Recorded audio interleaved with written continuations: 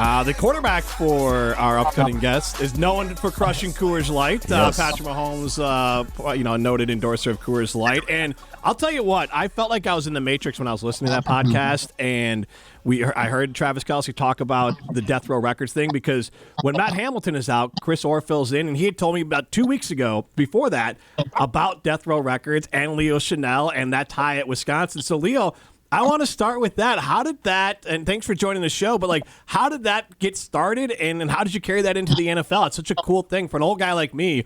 I think of Death Row Records. I think of Suge Knight and Tupac and that whole crew, but you're much younger than I am, so just tell me how that came about.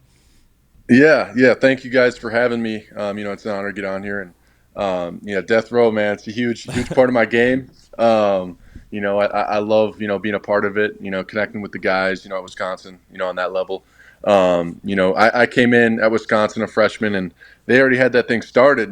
They started the party without me. I think it was Chris that started it, to be honest. Okay.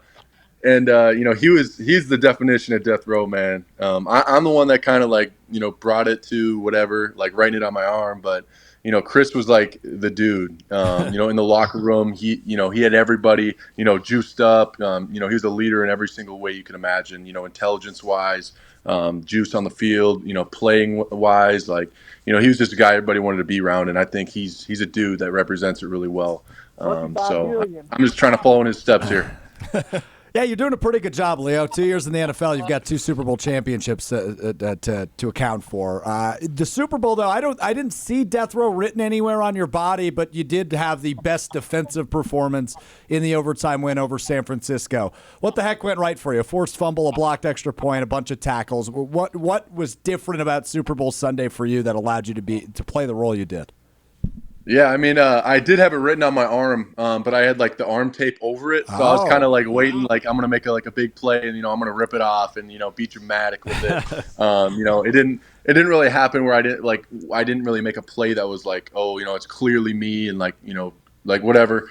So I don't know, and honestly wasn't really thinking about it. I was just celebrating and stuff like that, and we just had a ton of extra time, and I just took a lot of time kind of just visualizing certain reps, play calls, even, field goal block. I was visualizing getting a good get off, every step of the game. I wanted to be fully prepared because, we work so hard all season for this moment, and we get a little extra time to prepare for it. So I wanted to take advantage of it. Can you talk about, as a defensive player, and we can all see it as fans because of how great he is, but Patrick Mahomes seems to have an effect on opposing defenses, but I think maybe even a confidence boost for you as a defense, knowing hey, we make a play and we give Patrick and this offense the ball, we know they're going to do something with it. So how does Patrick Mahomes affect you guys positively as a defense? Yeah, last year especially, that was all of our talk, man. Hey, it's our job to get Pat and the offense the ball, knowing what they can do, knowing what they're capable of, the magic they can, pull out of nowhere, especially in crunch time, when we need them the most. And this year, it was the same thing. They were honestly, we struggled, as a team throughout the year. But I had a feeling, and, I felt like the whole locker room kind of knew, okay, it's playoff time. We're the Chiefs, we're going to do what we do. The offense is going to do what they do. They've been here before. So it's kind of cool to be able to say hey, we as a defense contributed, to our run here. But at the same time, it's the same concept, man. We're just trying to get them the ball back, because we know what they can do every time. Yeah, I'm glad you bring that up, Leo, because I mentioned it at the top, right? 2 years in the league, you've won 2 Super Bowls. So losing doesn't happen often in Kansas City, especially when you've been there. What's it like as a younger player fitting into that culture and establishing, hey, man, we win championships around here. Losses don't come around often. No, it means so much, because at Wisconsin we've had a lot of success, winning bowl games, winning a lot of games, in general. But we've never really hit that peak. You get to a national championship and you end it exactly the way that you want to, and really there's nothing more you could do. There's always more you can do, but winning a Super Bowl or winning a national championship is the ultimate goal you want to have as a player. And to be able to be blessed to be in a situation where I could be a part of this, and have guys around me and coaches around me that I get to work with, it's a blessing. Talking with former Badger and Chiefs linebacker Leo Chenal, and speaking of that locker room, Obviously, we heard Travis Kelce and Jason Kelce talk about you a little bit coming in. It's a locker room full of stars, and Travis seems to have really taken a liking to you. I don't know, like he compared you to John Cena. He really just seems to like your football mentality. So just talk about that relationship with Travis. But then did he ever come to you and tell you that you gave off John Cena vibes? You cut out there the last. I asked if he had come to you and told you that you give off John Cena vibes as well. I can't hear you right now. Sorry. All right. No worries on that one. So I'll keep on talking and then see if Ryan can. You're good now. You're good. All right. So I'll just restart the question there. So basically, Travis Kelce seems to have taken a liking to your football mentality and has talked about you multiple times on his podcast. But he also referred to you as John Cena in pads. So did he tell you that and also talk about having someone with a big personality like Kelce kind of take you under his wing? It's so cool having Travis. I've said it ever since I've got here. Like, it's so impressive what he's doing. Like, I don't know. Like, he's not old, but like.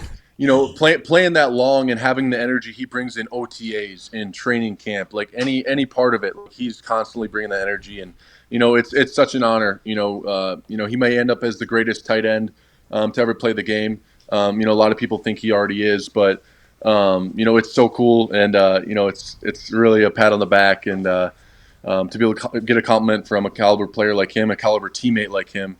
I didn't hear specifically the John Cena comment like when he made it in training camp, but he's always just saying some funny stuff, and I grew up watching John Cena, so it's pretty cool. With Kelce and him and his brother kind of addressed it, but as a team, when you like the relationship between Andy Reid and Kelce, and obviously those who have been around football and seen football, like that's a relationship those two have, and guys can be intense. And both Kelce brothers said what makes them great is their intensity, but at times they can kind of get to that line of intensity. But can you talk about as a team, when you guys saw that, was there even like a thought in your mind about Jason and Andy Reid in their little moment on the Super Bowl, on the sideline of the Super Bowl, or did you guys say that's just Travis and Andy doing their thing?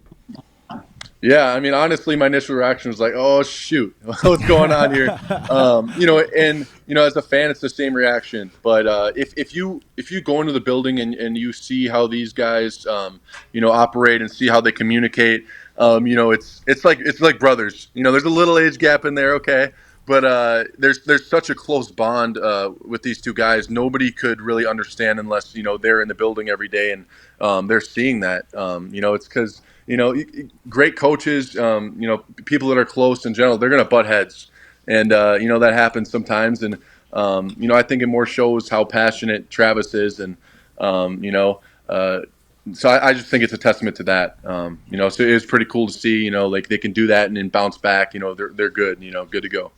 Leo, I'm obviously not an athlete, right? Like, I'm a loudmouth with a microphone. So explain to me how it works, right? You win 2 Super Bowls in a row. You celebrate for I don't know, is it hours? Is it days? Like, how quickly are you guys getting back together and saying, all right, it's time to go for 3 in a row now? Like, how long is the celebration before it's full go? We're going for number 3 again. The celebration, as long as it's like each individual player. I think guys are more in like reset mode right now. You gotta be able to give yourselves a little breath here. No matter if you win, lose, like whatever it is, like we're all still human. Like we need a little breath, and I think guys are still celebrating. I'm still celebrating with some family. That's going to be a part of it, and I think once we get back in the building, obviously there's no question. Like we're locked in, we're ready to go. But we're going to enjoy it with family right now for sure.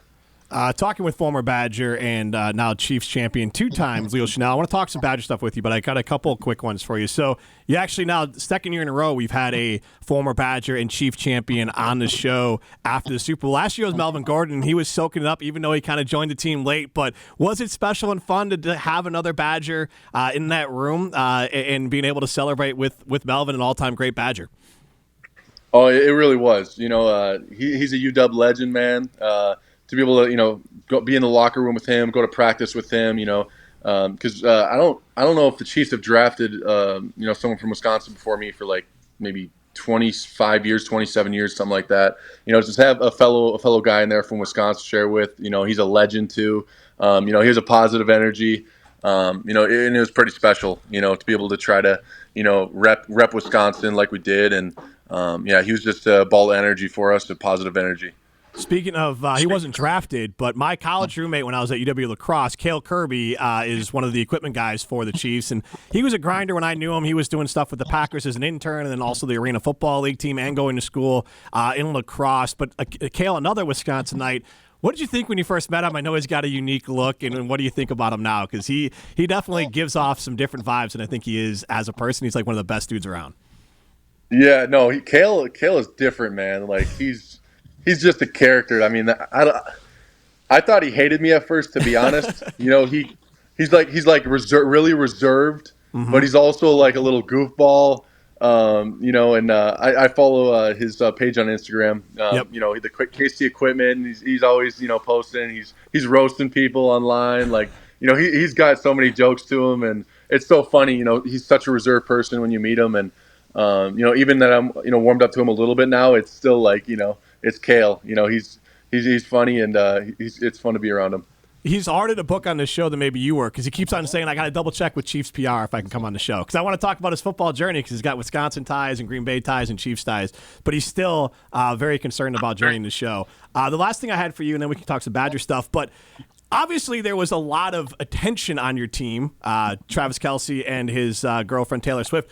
Like, was there at any point, was there teasing? Was there even an acknowledgement? Like, how did you guys handle that as it kept on getting bigger and bigger, Travis's star rising? And look, guys can tease guys, or you can just kind of move on. How did you guys choose to handle all the extra attention as a team, or did it not matter at all? I don't think it mattered at all inside the locker room. Guys didn't talk about it, and I'm sure his buddies, that were close to him, talking to him every day. We're talking about it, and we just try to respect him as much as we can. It's we got to treat it like it's not a celebrity, like one of the biggest names in the world that's dating a teammate. It's our teammate's girlfriend, and that was kind of the line we had to play, and we had to put our teammate first in that way, and just trying to respect his privacy in any way. I grew up a huge Taylor Swift fan. Listening to her early songs, and I made a point not to even talk about it with him. It's just trying to respect him as a man, and give him their privacy and space, and stuff like that. Did you have anyone in your life where it's like, but seriously, like, did you like see her? Like, did anyone like text you like, did you see her in the hallway? Like, I'm sure everyone's like, there's billions of fans of hers. So did you at least have friends texting you being like, did you get a chance to like see that she was there, or like walk through the hallways? Did you get any people asking you if you had a brush of greatness with Taylor Swift? Oh yeah, all the time. It's such a frequent question. Like I just visited the schools here back home in Wisconsin, and I was trying to get back, and talking to the kids and stuff. They're like, "Is Taylor Swift with you?" I'm like, "Man, I'm just trying to hang out with you guys and have a good time." But Taylor Swift is a huge deal, and can't expect any less. But I imagine little Leah would be so fired up about what's happened over the course of the last few months, right? Like you're celebrating a Super Bowl with Taylor Swift. John Cena is posting you without a caption on Instagram. Like little Leah would be in awe of where you're at right now, I imagine, dude. Yeah, it's crazy to look at. I'm still kind of like starstruck by that John Cena deal. Like he was kind of one of my idols growing up, and like it was one of the best feelings ever, to be honest. I was kind of looking at his page on Instagram. It's kind of a bunch of like goofy, funny stuff. He's just constantly posting me stuff, but and I'll take it. That was pretty cool. Was that the biggest holy crap moment from all this? I mean, is maybe not more so than winning 2 Super Bowls in 2 years, but I mean that's got to be because I'm a huge wrestling fan too, Leo. So and when I saw that, I was like, no way.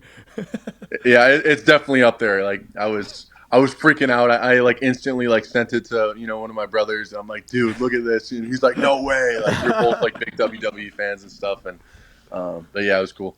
So, because on that note, like I'm from Wisconsin. I grew up in Fort Atkinson and Cedarburg, mixed between the two. I'll be honest, I don't really know where Grantsburg or West Sweden, Wisconsin is. And like here you are, 2-time champion. Where exactly are you in Wisconsin? Like where are you from? And like your journey to the Badgers is pretty remarkable, and then to where you are now. So can you just kind of take us back to like how you got to Wisconsin and then your career through there? Because it is remarkable to come from a small area in Wisconsin to 2-time Super Bowl champion who's making major plays in these games too.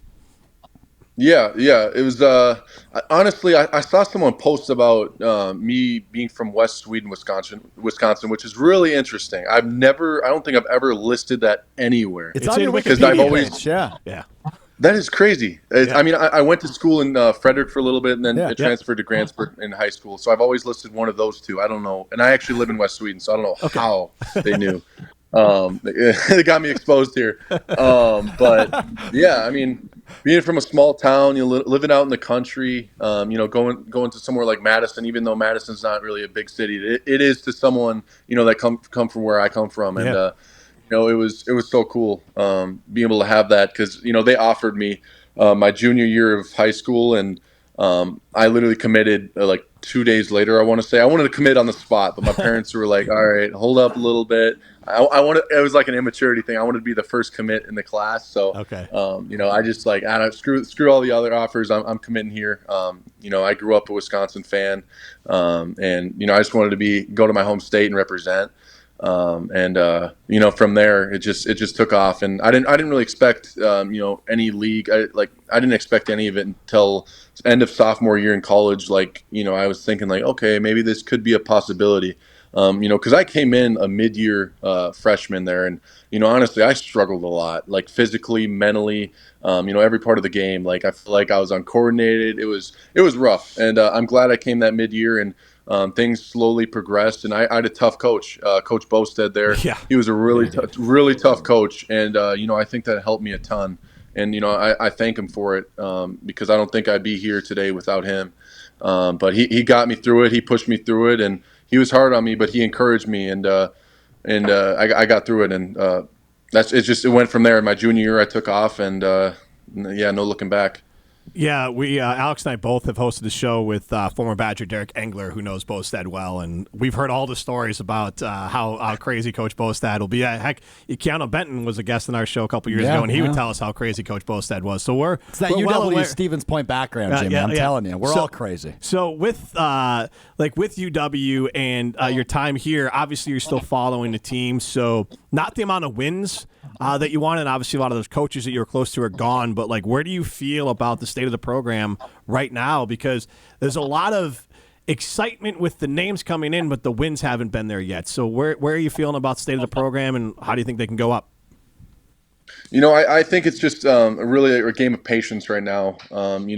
We obviously won a winning and a successful season to our standards right away. We brought these new coaches in, and we're hyping everything up in the off season. Like we got these videos on Instagram, like everything's looking good, feeling good. But that's not the case. Like it takes a while to shift cultures and really change things around, because Wisconsin, when you think about Wisconsin, it's always been like bully ball, similar to Iowa. Like you're going to pound the ball, you're going to have great defense. So it's definitely a culture shock, and it's different. And to trying to shift the focus, it takes a lot, and it takes a lot of commitment. And I wouldn't expect them to get it in a year. And maybe I want them to be successful this year, but sometimes it takes even longer. And so I think the name of the game is patience for sure. We saw it with the Detroit Lions. Look how long they went, without success. Yep. And they look how far they got this year. So I think, like I said, it's just patience right now. What a comparison, Leo. That was impressive. Yeah, you should be Chris fills in, but now he's in the UFL right now. So if you ever want to pop in and fill in Chris's spot, we'll happily take you as a co-host here in Madison. Leo, it took up too much of your time. Thanks for entertaining us and giving us all that time. We really appreciate it. Yeah, thank you so much, guys, for having me on. Appreciate it. Right, congrats again. Two-time Super Bowl champion and Badger legend Leo Chenal joining us. If you missed any of that, listen back to Wisconsin on Demand, Apple, Spotify, any of those great places, brought to you by our good friends at Revive Restoration. This is Rutledge and Hamilton, presented by Coors Light.